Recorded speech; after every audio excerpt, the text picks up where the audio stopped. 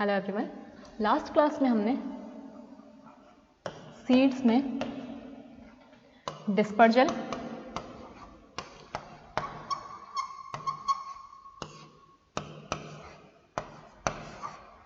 Dormancy complete कर ली थी। Dispersal का मतलब सीड्स का फैलना अपने आसपास में, डोरमेंसी का मतलब सीड्स का या तो जर्मिनेट नहीं हो पाना या फिर जर्मिनेट हो जाएं तो ग्रोथ नहीं करना, आगे एक रेस्टिंग पीरियड में चले जाना, प्रक्षुप्तावस्था। अब जो हमें पढ़ना है वो है सीड्स में इकोलॉजिकल अडप्टेशंस।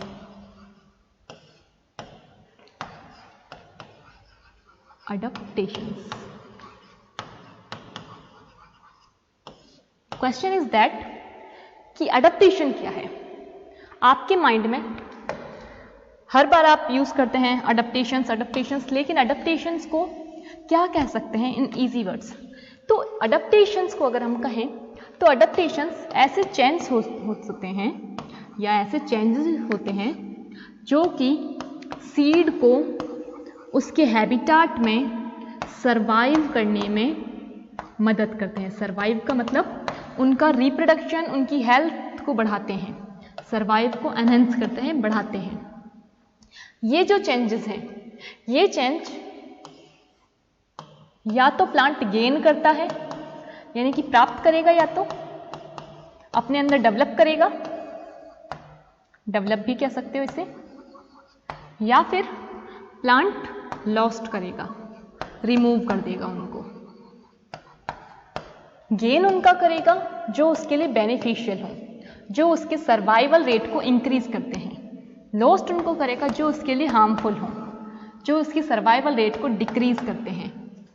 तो इस तरह से सीड्स अपने नेचर के हिसाब से कहाँ पे उसको रहना है, उस हैबिटाट में जहाँ उसको रहना है, उस हैबिटाट से तालमेल बैठाने की कोशिश करता है, उस हैबिटाट में खुद को एडजस्ट करने की कोशिश करता है। इसलिए वो अपने अंदर बहुत सारे चेंजेस करता है। इन चेंजेस को अडप्टेशंस कहा जाता है ताकि उसकी सर्वाइवल रेट उस हैबिटाट में इंक्रीज हो जाए। तो यहां तक आपको समझ आया होगा। अब अगर हम इकोलॉजिकल अडप्टेशंस की बात करें, हमें क्योंकि सीड में बात करनी है, तो सीड का मेन काम क्या होता है? सीड का मेन काम है कि वो मेल एंड फीमेल दोनों के जो रिकॉम्बिनेशन से कैरेक्टर मिले हैं, जो जीनोम मिला है, उसको स्टोर करके रखे, टाइम पर ग्रो हो और नई जनरेशन को ऑरिजिनेट करे। इसलिए सीड अपने अंदर बहुत सारे अलग अलग चेंजेस करते हैं, अपने जो उनकी डिज़ायर है, उनसे जो उनके लिए कैरेक्टर्स हैं उनको लेके, तो वो हैं जी। तो इस तरह से हम अडप्टेशंस को देखते हैं कि अडप्टेशंस में सीड क्या करेगा। अडप्टेशंस के अंदर सीड बहुत सारे अपने अंदर चेंजेस करेगा। अब चलिए इन चेंजेस को पढ़ते हैं। First of all, first change या फर्स्ट अडप्टेशन जो सीड अपने अंदर करता है, इकोलॉजिकल अडप्टेशंस। तो जो फर्स्ट सीड अपने अंदर करता है वो होता है सीड डोरमेंसी। क्या होता है सीड डोरमेंसी? जैसा मैंने आपको बताया था, बहुत अच्छे से समझा चुकी हूं मैं। दो तरह की होती है, प्राइमरी एंड सेकेंडरी। प्राइमरी में क्या होता है, अगर सीड जर्मिनेट होने में डिले करे, जर्मिनेशन में डिले करे, देरी लगाए, तो उसे प्राइमरी कहेंगे। सेकेंडरी, अगर सीड अपनी ग्रोथ में डिले करे, ग्रोथ देरी से कर रहा है कि उसमें जर्मिनेट तो हो गया, सीडलिंग बन गई, सीडलिंग के बाद में उसकी जो फर्दर ग्रोथ है, वेजिटेटिव ग्रोथ या रिप्रोडक्टिव ग्रोथ, तो बाद में पहले वेजिटेटिव करेगा फिर रिप्रोडक्टिव। इसमें वो देरी कर रहा है, डिले कर रहा है, तो इसे सेकेंडरी कहेंगे। तो सीड डोर्मेंसी क्या है? सीड का रेस्टिंग फेज में चले जाना, जहां पर उसकी जितनी भी मेटाबॉलिकल एक्टिविटीज हैं, जो भी उसके अंदर क्रियाएं चलती रहती हैं, एनिमेशन क्रियाएं, सजीवन क्रियाएं, वो क्या हो जाए? चेस्ड हो जाए, बंद हो जाए, या उनमें डिले हो जाए, तो उसे सीड डोर्मेंसी कहते हैं। मेनली इसका रीजन क्या होता है? क्योंकि सीड के पास बहुत ही कम अमाउंट ऑफ वाटर होता है, या फिर वो बहुत ज़्यादा ड्राई कंडीशन में रहता है। तो उस ड्राई कंडीशन में वो अपनी एक्टिविटीज़ को बंद कर देता है, और फिर भी वो जिंदा रहता है। और जैसे ही वो हाइड्रेटेड होता है, उसकी एनिमेशन स्टार्ट हो जाती है, यानी कि उसकी सजवन क्रियाएं स्टार्ट हो जाती हैं, और फिर वो जर्मिनेट होकर एक न्यू सीडलिंग का फॉर्मेशन करता है। और कभी कभी एनवायरमेंट इन पे इफेक्ट डालता है, या इनके खुद के रिएक्शंस हो सकते हैं, उस वजह से इनकी ग्रोथ रुक जाती है, और ये ग्रोथ जैसे ही इनको फेवरेबल कंडीशन मिलती है, ये फिर से करने लगते हैं। तो एक तो सीड अपने अंदर डोर्मेंसी करता है। दूसरा, ये तो हो गई डोर्मेंसी की बात। करता क्यों है? सीड डोर्मेंसी इसलिए करता है क्योंकि जैसे ही वो जर्मिनेट हुआ, यानी कि जैसे ही सीड मैच्योर हुआ, ये सीड मैच्योर होके क्या करेगा? नेचर में जाएगा, और नेचर में उस समय कंडीशन अनफेवरेबल होती है, तो वो डोर्मेंसी में चला जाता है। तो एक तरह से डोर्मेंसी क्या हेल्प करती है? डोर्मेंसी सीड को अनफेवरेबल कंडीशन को टॉलरेट करने में मदद करती है। यहां तक क्लियर हुआ? सेकेंड पॉइंट आता है कि सीड अपने अंदर इनहिबिटर्स को रखता है। ये पॉइंट मैंने समझा दिया। अब सेकेंड की बात करते हैं। सेकेंड पॉइंट में आता है कि सीड अपने अंदर क्या करता है? इनहिबिटर्स को रखता है। कैसे रखता है? ये फर्स्ट पॉइंट था। Second, seed inhibitors. सीड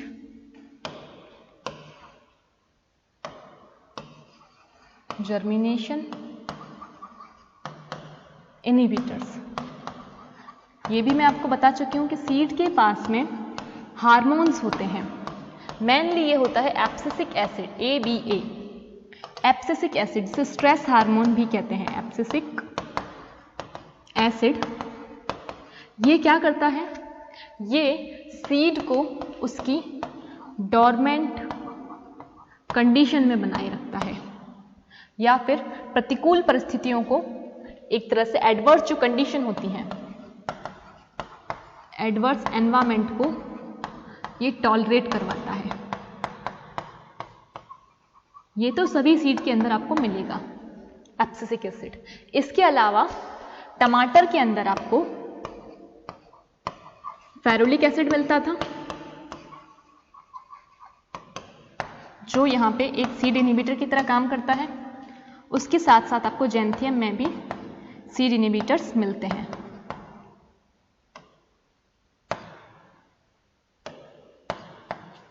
तो ये पॉइंट मैं अभी अच्छे से करा चुकी हूँ, लेकिन आपको इनके अंदर ये पॉइंट मेंशन करने हैं, इसलिए आपको वापस से बता रही हूँ।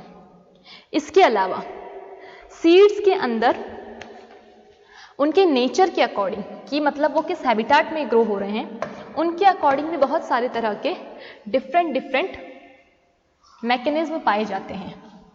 जैसे कि अगर बात करें कि अगर हम कहें कि सीड जीरोफाइट है, क्योंकि हम जीरोफिटिक सीड्स को पढ़ रहे हैं, यानी जीरोफिटिक प्लांट पढ़ते हैं मोस्ट ऑफ, तो अगर सीड जीरोफाइट है,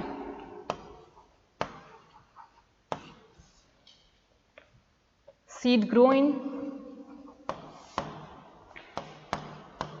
जीरोफिटिक रीजन,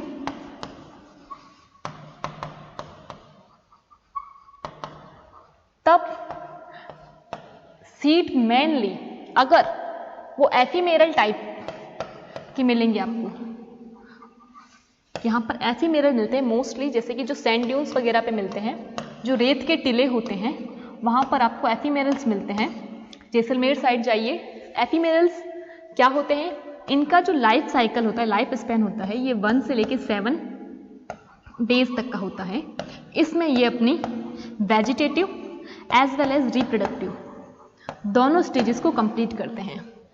तो ये इस तरह से जीरोफिटिक के अंदर ये प्लांट अपना ये एक स्पेशल कैरेक्टर करता है, जो कि है कि वो एफिमेरल टाइप्स के सीड आपको जीरोफाइट जो रीजन होगा, जीरोफिटिक रीजन, जहां पर रेत है, सिर्फ रेत है, सैंड ड्यून्स की बात कर रही हूं मैं, वहां पर ये मिलेंगे। उसके अलावा कुछ एक सीड्स क्या होते हैं, कुछ एक सीड्स जीरोफाइट में ही एक सीजन में ग्रो नहीं करते हैं। एक सीजन जैसे कि अभी समर है, इसमें ग्रो नहीं करेंगे, ये जब नेक्स्ट सीजन आएगी तब ग्रो करेंगे, क्योंकि उससे पहले इनको मिल जाती है रेनी सीजन। और उस रेनी सीजन से क्या होता है, इनके अंदर जो भी इनहिबिटर्स प्रेजेंट होते हैं वो इनहिबिटर्स कैसे हो जाते हैं, लीच आउट हो जाते हैं, धुल जाते हैं। तो जैसे ही बारिश पड़ती है, सीड्स एफिमेरल की ले लीजिए भले, या फिर बहुत सारे जीरोफिटिक प्लांट हैं जो कि बहुत ज़्यादा मिट्टी है, धूप है, वहाँ उगते हैं, तो ये अपने आप को जैसे ही गिरते हैं वहाँ पर ये तुरंत उगते नहीं, ये एक लंबे डोरमेंसी पीरियड के अंदर जाते हैं, जो कि मैक्सिमम 1 ईयर तक का हो सकता है। क्यों जाते हैं, क्योंकि इनके अंदर बहुत सारा इनहिबिटर होता है, जो कि होता है abscisic acid, mainly abscisic acid होता है, और बहुत सारे टॉक्सिक मटेरियल होते हैं जो इसको जर्मिनेट होने से रोकते हैं। तो ये जैसे ही नेक्स्ट सीजन में बारिश आती है और हवा चलती है, तो उस वजह से ये टूट फूट जाते हैं, और बारिश से इनके अंदर जितना भी मटेरियल है वो लीच आउट हो जाता है, धुल जाता है। तो ये उस सीजन में वापस से जब रेनी सीजन आएगी तब ये ग्रो कर जाएंगे। तो एक रेनी सीजन में ग्रो ना करके जो ये नेक्स्ट रेनी सीजन आती है उसमें ग्रो करते हैं। तो ये मेनली आपको एफिमेरल्स के अंदर मिलेगा। अगर हम इसके एग्जाम्पल्स लें तो आपको मोस्ट ऑफ एग्जाम्पल्स में किनके एग्जाम्पल्स ले रहे हैं, ऐसे सीड्स जो कि जीरोफिटिक हैं और जिनके अंदर इस तरह का आपको मिलता है कि वो नेक्स्ट सीजन में ग्रो करते हैं। तो उसमें आता है टेफ्रोसिया पर्पूरिया, टेफ्रोसिस स्ट्रिगोसा, टेफ्रोसिया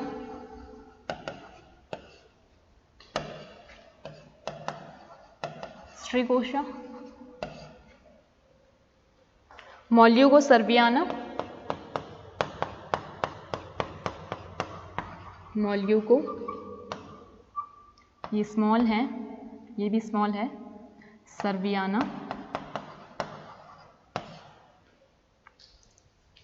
तो ये जो सीड्स हैं ये मोस्टली आपको कहाँ मिलते हैं, सैंड ड्यून्स पे मिलेंगे, या आपको ऐसे रीजन्स में मिलेंगे जहाँ पर बारिश कम होती है, जीरोफिटिक कंडीशंस हैं, और इनके अंदर एब्सिसिक एसिड आपको मेनली मिलेगा।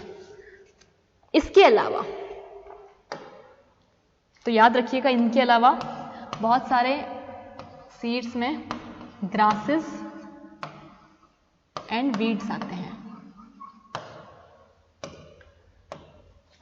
थर्ड जो अडेप्टेशंस करते हैं सीड, वो करते हैं टेम्परेचर के लिए।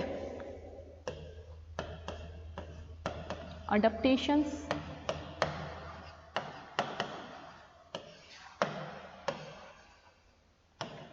फॉर टेम्परेचर, जैसा कि मैंने आपको बताया टेम्परेचर के लिए क्या करते हैं, कुछ सीड अपने आप को लो टेम्परेचर बिना जर्मिनेट नहीं होने देते, तो ये एक विंटर से एक्सपोज होते हैं, एक विंटर सीजन से इनको एक्सपोज होना पड़ता है ताकि इन्हें लो टेम्परेचर मिल पाए, इनके अंदर वर्नलाइजेशन वाला प्रोसेस हो पाए।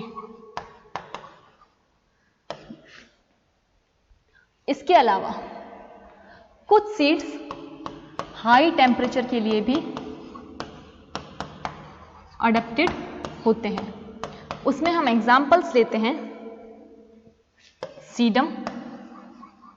ये सीडम प्लांट हाई टेम्परेचर के लिए अपने आप को शो करता है कि अगर इसको हाई टेम्परेचर से एक्सपोज किया जाए तो ये जर्मिनेट हो जाता है।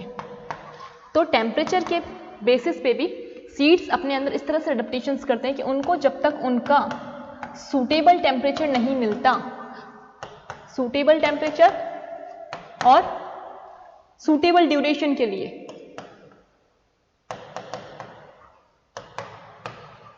तब तक वो ग्रो नहीं करते हैं। इसके अलावा टेम्परेचर के अलावा जो पॉइंट है वो है, जैसे कि हमने बताया था, जैसे कि हमने पढ़ा कि अगर वो कहाँ ग्रो कर रहे हैं, जीरोफाइट में, तो अगर वही सीड्स हेलोफाइट्स हैं, हमने सेकेंड पॉइंट में जीरोफाइट्स पढ़े थे जिसमें हमने कहा कि जो सैंड ड्यून्स पे ग्रो हो रहे हैं, सैंड ड्यून्स पे। अब हम फोर्थ पढ़ रहे हैं कि अगर हेलोफाइट्स हैं, तो हेलोफाइट्स के अंदर क्या होता है, हेलोफाइट्स को आप ऐसे कह लीजिए कि वो प्लांट जो कि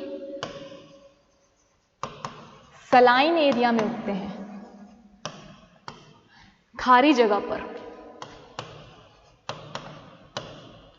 खारे पानी में या खारी झीलों पर, जिनके पास में आसपास में सलाइन एरिया, एक खारा स्थान है, मतलब नमक वाली जगह है या सॉल्ट्स की कंडीशन वहां पे ज्यादा है। तो ऐसे प्लांट क्या करते हैं, ये अपने अंदर बहुत सारे ऑस्मोलाइट्स को रखते हैं। ये क्या करते हैं, ऑस्मोलाइट्स को रखते हैं, प्रोलीन को रखते हैं, ताकि ये वहां की जो कंडीशंस हैं सलाइन वाली, उन्हें कोप अप कर सके, उनसे बच सके। उसी के साथ इनके पास में वैक्यूल्स होती हैं जिनमें ये इस सॉल्ट को स्टोर कर लेते हैं। कुछ सीड्स जर्मिनेट हो जाते हैं और उन सीड से जो सीडलिंग बनते हैं, उनके सीडलिंग स्टेज से ही उनकी लीव्स पर सॉल्ट सिक्रेटिंग ग्रैंड्यूल्स होती हैं, ग्रंथियां होती हैं। ये क्या करेंगी, जैसे ही एक्सेस ऑफ सॉल्ट हुआ, ये सॉल्ट सिक्रेट कर देंगे। तो आपको इस तरह से लीव पे वाइट वाइट कलर के बहुत सारे डॉट दिखते होंगे। आप लूनी साइड में जाइए, आपको बिल्कुल रेतीला इलाका मिलेगा और वहां पर आप कोई भी प्लांट जो वहां के मेनली ग्रोथ करते हैं, सालसोला वगैरह, उन्हें खा के देखिएगा, उनमें आपको टोटल नमक लगेगा। तो इस तरह से यहाँ पे आपको हेलोफाइट्स के अंदर ये एडेप्टेशंस मिलती हैं। मेनली ऑस्मोलाइट्स या प्रोलीन वगैरह को करते हैं, क्योंकि प्रोलीन जब भी स्ट्रेस कंडीशन होती है तब बनता है। ऑस्मोलाइट्स क्या होते हैं, ऑस्मोलाइट्स ऑस्मो रेगुलेशन करते हैं, परासरण नियमन करते हैं, क्योंकि सॉल्ट की वजह से उनका जो परासरण दाब है वो चेंज हो जाएगा, नियमन करते हैं। तो ये अपने अंदर ऑस्मोलाइट्स को कंटेन करके रखते हैं, जिसमें कि अगर हम एग्जाम्पल्स लें सॉल्ट के अंदर, तो एक लिख सकते हैं आप, स्पाइनेक्स, निफेक्स क्यूरोसस। ये तो हो गई हेलोफाइट्स की बात। अब इसके बाद में अगर फोर्थ हमने हेलोफाइट्स पढ़े, फिफ्थ मैंग्रोव्स। मैंग्रोव्स का मैंने आपको बताया था, बोला था मैंने, आगे आएगा। क्या होता है मैंग्रोव्स के अंदर, सीड्स के अंदर सबसे इंपॉर्टेंट चीज मैंग्रोव्स में पाई जाती है वाइवीपेरी। वाइवीपेरी जीवंता क्या होती है कि सीड्स डॉर्मेंसी पीरियड में, इनके अंदर डॉर्मेंसी पीरियड होती ही नहीं है। Dormancy period, non dormancy period, non dormancy या पीरियड, ठीक है, डॉर्मेंसी पीरियड। क्यों? क्योंकि मैंग्रोव्स के जो सीड्स होते हैं, ये सीड्स मैच्योर होते ही, मैच्योर होंगे और ये अपने मदर प्लांट पे ही जर्मिनेट हो जाएंगे। और जब इनकी सीडलिंग थोड़ी ग्रो कर लेगी तब ये डिटैच होकर उस जो स्वैम्पी एरिया है, जो दलदल वाला इलाका है, वहाँ पे गिरेंगे और ग्रो करने लगेंगे। और ग्रोथ के साथ इनके अंदर उस समय रेस्पिरेटरी रूट्स डेवलप हो जाएंगी, श्वसन जड़ें। क्यों? और उन पे क्या होता है? न्यूमेटोफोर्स। क्यों डेवलप होंगी? क्योंकि यहाँ पर बहुत ज़्यादा वाटर लॉस्ड कंडीशन है, पानी बहुत दलदल जैसा भरा हुआ है, लॉस्ड कंडीशन है। उसके साथ साथ ऑक्सीजन का लेवल बहुत कम है, तो इन्हें ऑक्सीजन नहीं मिलता। इसीलिए तो इनमें वाइविपेरी मिलती है कि सीड तो न्यूमेटोफोर्स नहीं डेवलप कर सकते, तो वो मदर प्लांट पे जर्मिनेट हो जाते हैं। और जब सीडलिंग बन जाता है तो वो ये कर लेता है काम कि न्यूमेटोफोर डेवलप कर लेगा अपनी रूट पे और रेस्पिरेटरी रूट को बनाएगा, जो कि जमीन से बाहर आती हैं, यानी कि नेगेटिव जियोट्रॉपिक होती हैं, जियोट्रॉपिज्म होती हैं, और फिर वो आगे का ग्रोथ करेगा। तो इस तरह से सीड्स अपने अंदर ये करते हैं मैंग्रोव्स के, जिसमें आप एग्जाम्पल ले सकते हैं सीधा सा राइजोफोरा। तो चलिए, ये भी कंप्लीट हुआ। इसके अलावा आप एविसीनिया को भी ले सकते हैं। एविसीनिया याद रह जाए तो अच्छी बात है। यहां पर ये कंप्लीट होता है और इसी के साथ में एक लास्ट की biotic factor, 6th seed biotic factor के लिए भी अडप्ट होते हैं। कैसे होंगे? कि इनको डिस्पर्जल कराना है, जैसे कि डिस्पर्जल के अंदर हमने पढ़ा था कि एनिमल्स के थ्रू सीड को अगर डिस्पर्जल कराना है तो सीड क्या करता था? बहुत सारे अपने अंदर कैरेक्टर डेवलप करता था। 6th है बायोटिक फैक्टर के लिए।